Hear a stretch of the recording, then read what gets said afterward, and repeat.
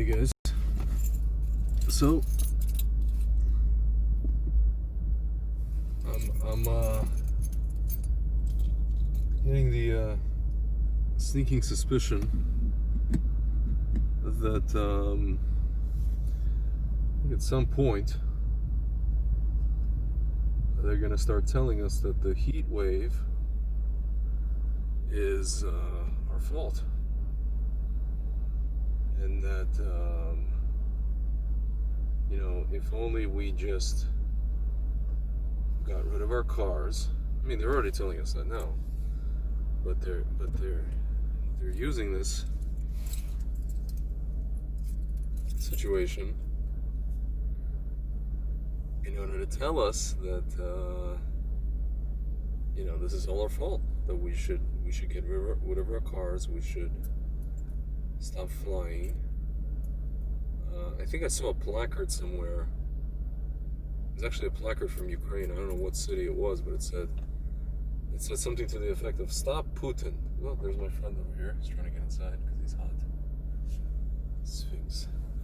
Yeah. What's going on there, Sphinx? They said, "Stop Putin. Ride a bicycle." Just give me 1 sec, guys. I'm gonna wrangle this guy into the house. Maybe I'll show you him. 1 second. Let's take a look at this guy. Yeah. Let's flip around.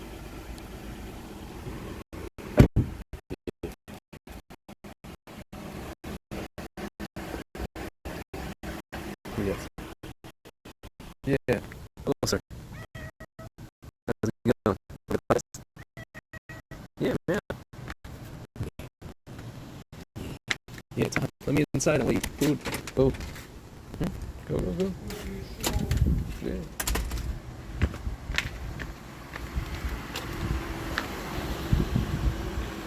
Anyway, so took care of that guy. Speaking of hot, he was he's got his fur coat and everything. So they're gonna use this, and I have a feeling that a lot of it was engineered. If you're telling me that these guys know how to, what the heck is this? If these guys know how to, manipulate the weather, which we know they do, then, they can do whatever they want. Because they see, it's all your fault. It's hot. It's all our fault. We need to stop.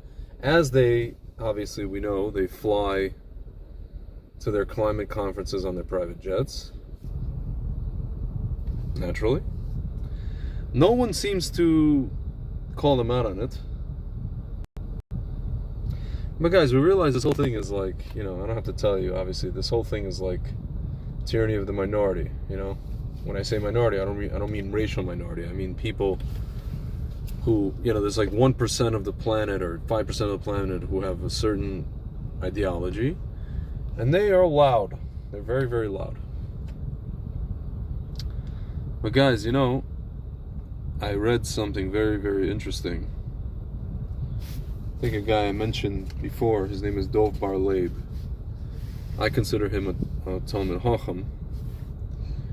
And he basically said something along the lines of the fact that he has been talking about, you can go back to somewhere around 2006 in the secular calendar. He's been talking about the year 5782 since then. Isn't that interesting? He's been talking about the year 5782 since the year 5766. I found it to be very interesting. And he's been talking about the Motzei Shemitah. He's been talking about Mashiach, 5782. And what he wrote was basically, I'm just paraphrasing, he said something along the lines of, guys, if this doesn't happen, starting, he mentioned the date specifically. Oh, there's our friend. The 25th of Elul. He mentioned the 25th of Elul, and he also mentioned the, I think it was sometime around the middle of Heshvan. So he said basically this whole thing has to start on the 25th of Elul, and it has to go, complete itself in Heshvan. In the middle of Heshvan. I think I lined it up, it was like something like October 21st. So you're talking about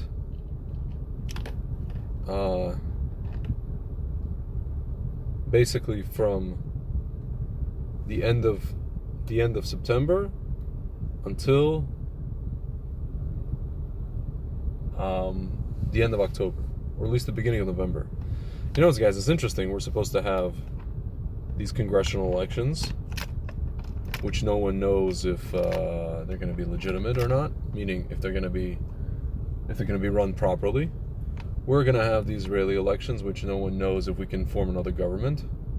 My friends, Hashem is basically everything we know and understand to be legitimate. He's unraveling the. He's unraveling the financial systems. He's unraveling the monetary markets. Everything's being unraveled. The medical system you guys see is I can't even say it's destroyed. It's not even broken. It's destroyed. It's been chopped up into molecules by these bureaucrats, by these corrupt people. All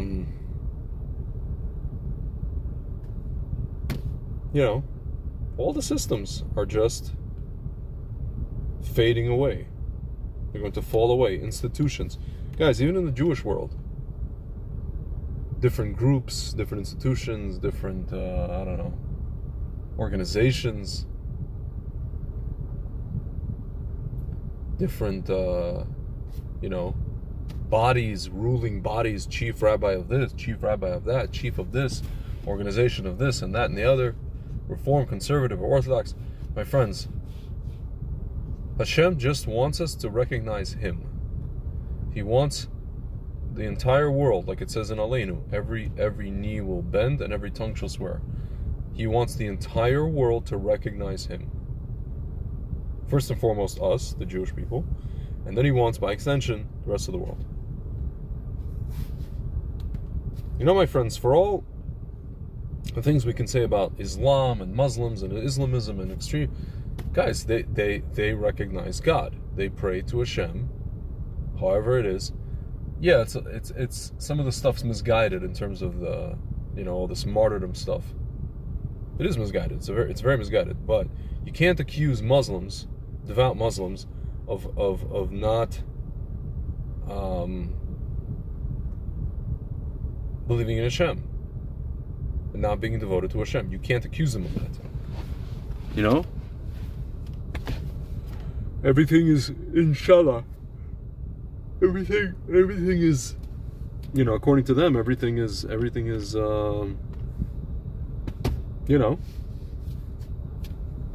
hand of God. Guys, I notice from time to time you see a situation where American Jews, Jews in the West, or particular Americans, let's say, they get very upset when somebody does something or says something, that's perceived as anti-Semitic. And I'm thinking to myself, 99% of the time, you don't care that you're a Jew. You don't care about anything Jewish. You marry a non-Jew, but when something happens, someone says something, oh, anti-Semite. Ladies and gentlemen, what is your Judaism to you? Just an identity of having vigilance towards anti-Semites, or what? Just what? Physical self-preservation. That's your Judaism. Your Judaism is to avoid another Hitler. And ironically, you don't realize that there is already a Hitler here, and it ain't Trump. And he's not just trying to kill all the Jews, he's trying to kill everybody. There's a bunch of Hitlers walking around, okay? They're trying to kill everybody. And they're going directly against God now. They know that there's a God. They're going directly against him. So guys, I mean, Hashem wants us to recognize him. He wants the whole world to recognize him. He wants the Jewish people to recognize him. And unfortunately, it's come to this. And you know, guys, we see now, today, I think it was today, I saw a video. Putin just landed in Tehran. He's got a meeting with Iran and with the guy from Erdogan, from Turkey, Erdogan. And they have big plans. They have some plans, my friends. And what actually Dov said was that, so one of the things he said was that there has to be a mass tshuva from the Jewish people. They have to recognize that there's a threat, like a physical threat from Iran. That was one of the things.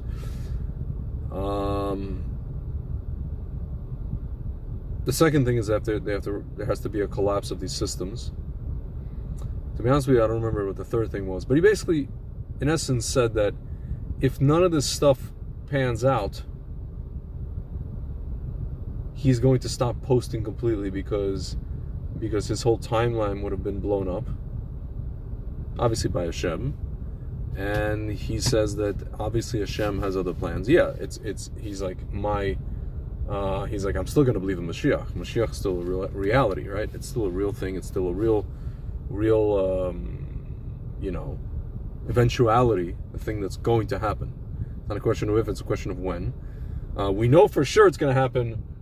Has v'shalom, if it doesn't happen in our lifetime, for sure there's a limit, right? There's a limit of another 228 years, right? 200, yeah, something like that. 218 years. Correction. There's another 218 years.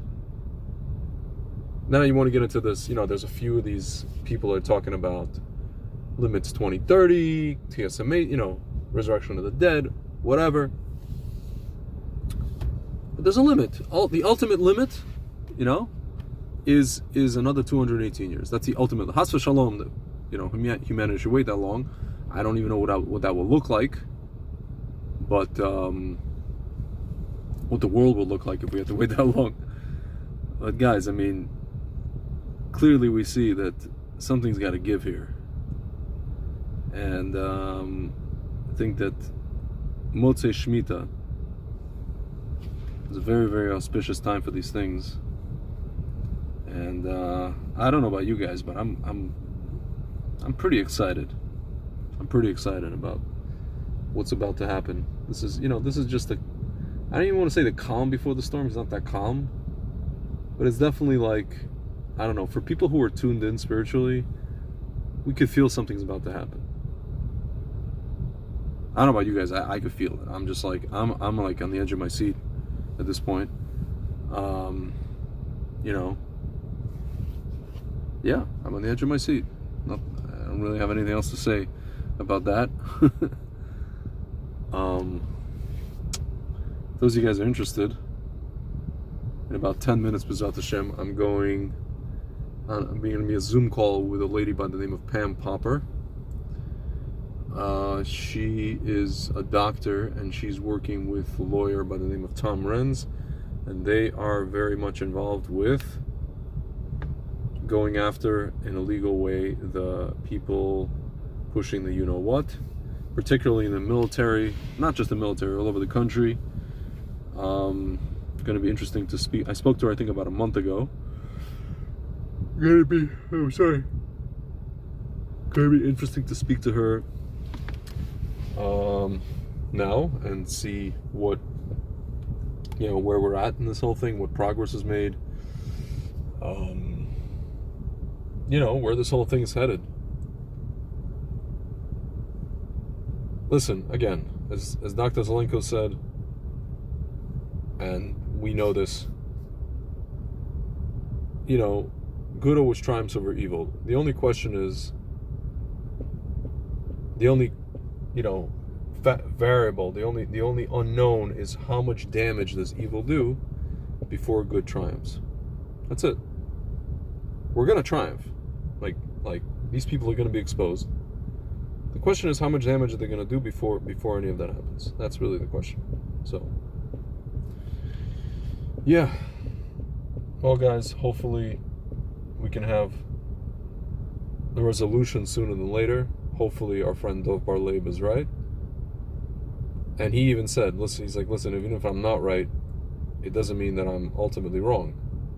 It just means that it's not according to my calculations, it's according to Hashem's calculations, or Hashem's timing, and Hashem has his own timing sometimes.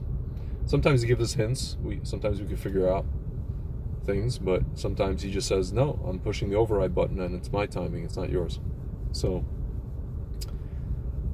and he said, yeah, if that's the case, then he's going to stop posting. And he actually is going to let other people kind of chime in and, you know, throw their own 2 cents in his blog, actually.